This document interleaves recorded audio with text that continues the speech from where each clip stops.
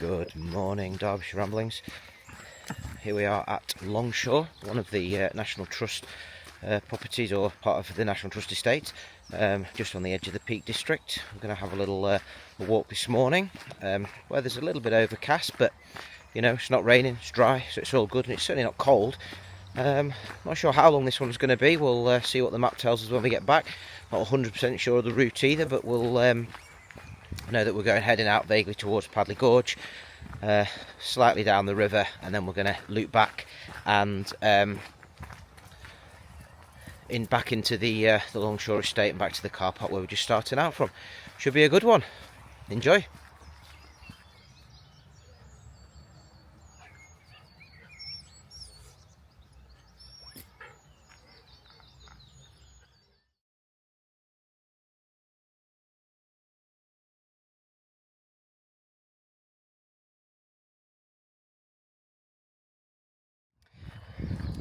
So as you leave the car park, you head down the hill towards the visitor centre. Before you get to the little bridge, so way before the actual visitor centre itself, you bear to the right. You'll see on the map that heads out across the road and then along the path towards Padley Gorge. Really nice walk this. I've done it several times before. So yeah, enjoy. So we've just come along this little bit of road. So as you cross over the road on the corner, you go through a white gate, or either side of the white gate, past these signs, and we're going to be following the signpost down this path just here, down towards Burbage Brook.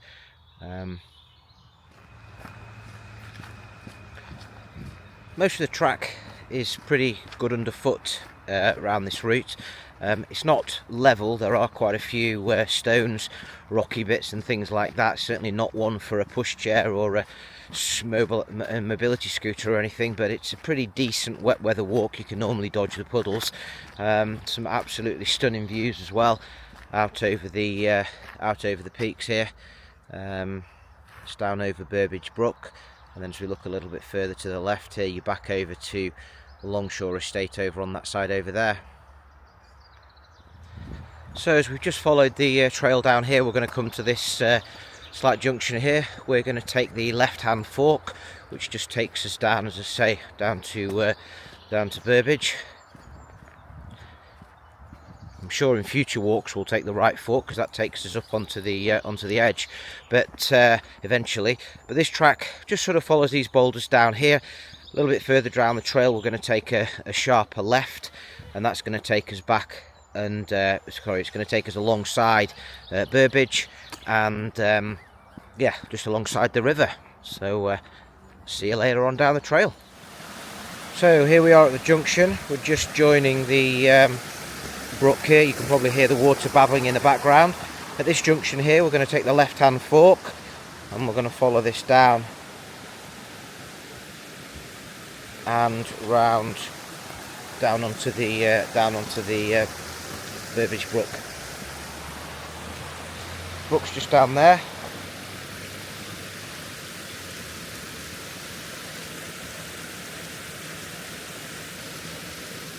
We're going to follow the path down here. Just be careful underfoot. Lots of exposed tree roots and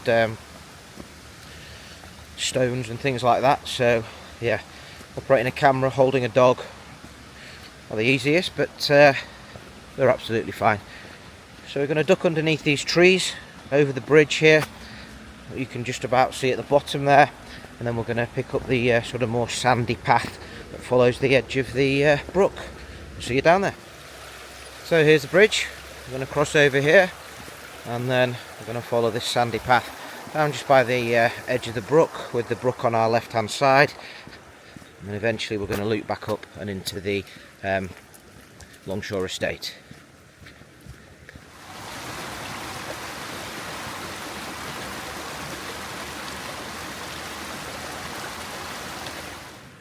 So it's a beautiful walk, a beautiful path here.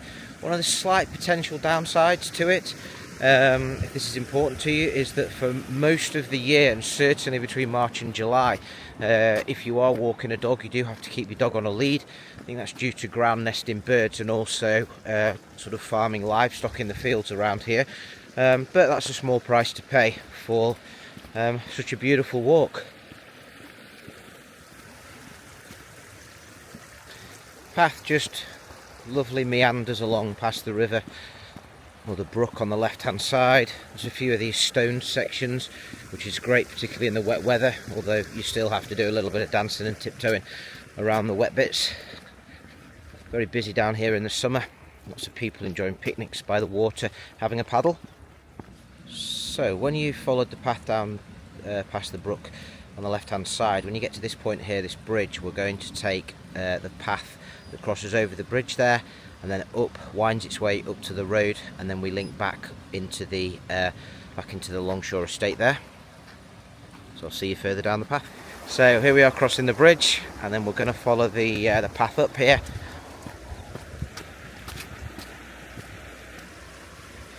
Eventually we cross back over the road and then loop back into the Longshaw Estate. Through the gate, just where the road is here at weekends, often very, very busy in this part. Very popular with paddlers, keeping cool in the summer. And there's often an ice cream van just at the other side of the gate at the top here. Very nice for a quick refreshment on a warm day. But alas, no ice cream van today, so no ice cream for me. So we've just come through the gate. Going to cross over through the gate there. Signposted visitor centre, half a mile. Always a car when you don't want one. So cross over the road and then up the track just here towards the visitor centre, past this little sort of barn thing here. When I say barn thing, I literally mean barn. This is Granby Discovery Barn, part of the National Trust. We're going to take the path through the gate here to the side and then loop back into back onto the sort of Longshaw Estate.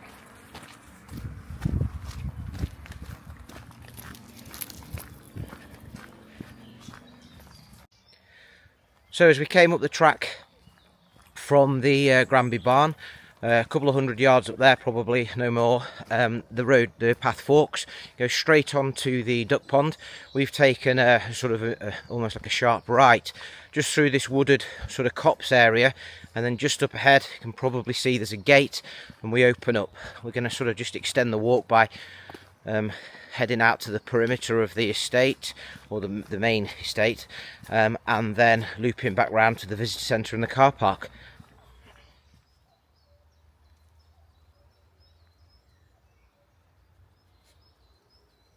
Don't know whether the microphone was good enough. I've not brought my external microphone here, so I'm just dependent upon the built-in microphone on the camera. But there was definitely a cuckoo there singing away. So we're coming through this gate and out over this path here. I'll see you later on down the trail when we get to the next junction. So we've just continued down the track there. Eventually we come to this little junction bridge just here. Now you could take the main left fork up there, and that will loop you back to the visitor centre slightly more quickly if you wanted to cut the walk short, or if indeed the weather had closed in or anything. But it hasn't. We're just going to extend a little bit, and we're just going to follow on here. So initially sort of bit of a rocky, shaly path, and eventually it opens up onto grass. Basically just follow the track straight ahead, almost heading for the tree line up there. You'll be able to see this on the map, and if you download the GPX file. But yeah, that's where we're going to be heading. Eventually you come to a gate in a wall, and at that gate and wall we're basically going to take a sharp left, and we're just going to head up to the up over the perimeter of the more of the estate over there. See you down the line. So as you approach the end of the this grassy track here, you come towards this gate. We're going to take a sharp left here, up here, and you'll be able to see a small sort of narrow gate just up here. We're going to head through that gate, and this takes you through a fairly narrow section of the walk actually. Sometimes it can be a bit wet up here, a bit boggy, so you just need to pick your way through. Hopefully not be too bad today, but yeah, through this narrow gate here, up the narrow section, and then at the end there's a further gate I believe, and then we're going to take a left. So I'll see you at the end of this section. So we just got to the end of the narrow section. We've just come through another small swing gate, and now we've come to this area just here. Nice little stone seat there, perfect for a little coffee stop.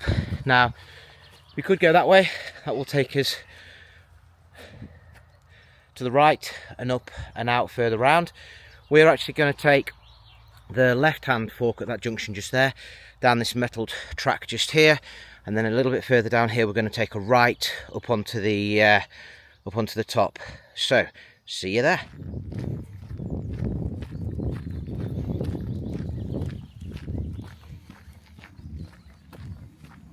So as we've continued down the track there, we eventually come to this crossroads here. Now again, straight on would take you straight back to the visitor centre. So again, if the weather's closing in, you're starting to get tired, you want to cut the route slightly shorter, then you can take that, go straight ahead. We're actually going to bear to the right here, which is signposted here on the way marker as wooden pole.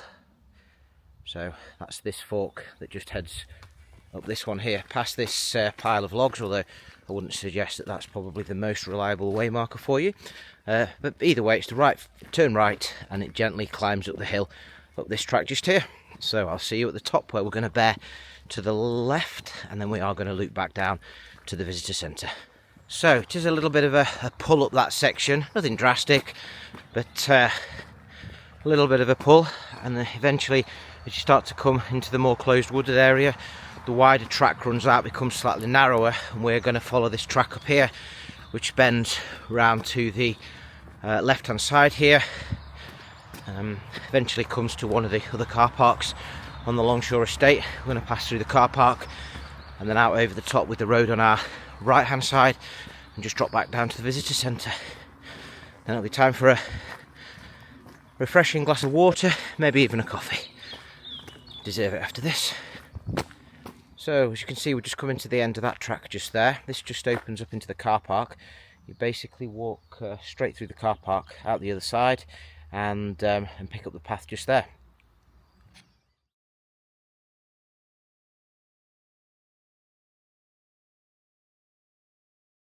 So as you emerge out the other side of the car park, you come to this sort of little gap in the stone wall. Quite clearly signposted Cafe Toilets, Woodcrofton Visitor Centre, 2/3 of a mile. So we're going to pass through here and we're going to follow this trail up onto here and then bear to the left hand side along this track here. This is pretty much a single track all the way back to the visitor centre really now. You can take various different branches off it if you want to, but I think from a time perspective, unfortunately, we're going to have to head back to the car at this point. But still probably, say, 2/3 of a mile to go to actually loop back to the car. There really are some totally stunning views from this point. There is a little bit of haze today, so it's not as good as I've seen it, but certainly some pretty big vistas. This is eventually the path we're going to be walking down to join back to the visitor centre. This is why the dogs need to be on leads. There's quite a lot of small lambs around with mums. Just a bit of spring lamb time. So at this point here, we can either go through the gate to the left hand side there, which is the more direct route into the visitor centre. We're actually going to take the right hand fork along this grassy path here, which just basically loops us back into the top side of the car park, closer to the car. So take this right hand fork, follow this path down here. So as you come along that grassy path, eventually you can sort of see the road up ahead. There's a little copsey area on the left hand side, and then you'll come to this gate just here on the left, which we are going to head through, and that just takes us down into the car park. Down through the path there, and you can probably just see, possibly through the trees, some of the cars there. So here we are, just joining back to the car park. So once we've located the car again and got the dog into the boot, I will check the map and sign off. See you soon. So there we go, another walk done. It turned out to be about 3.5 miles. Obviously route will be included in the video, and I'll also include a GPX file in the notes. Hope you've enjoyed today. Hope it's inspired you to get out there in the fresh air and the countryside. We'll see you again soon on another Derbyshire Ramblings walk or chat.